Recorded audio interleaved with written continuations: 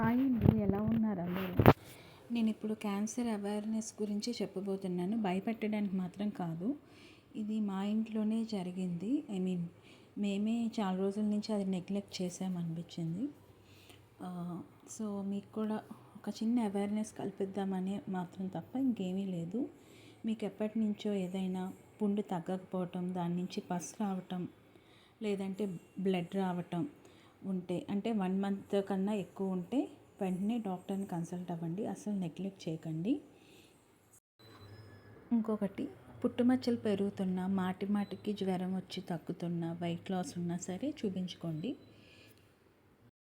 అన్నిటికన్నా ముందు ఏదైనా పుండు పడి దాని నుంచి పస్ కారటం లేదంటే బ్లడ్ వస్తుందంటే ఖచ్చితంగా వెళ్ళి చూపించుకోండి.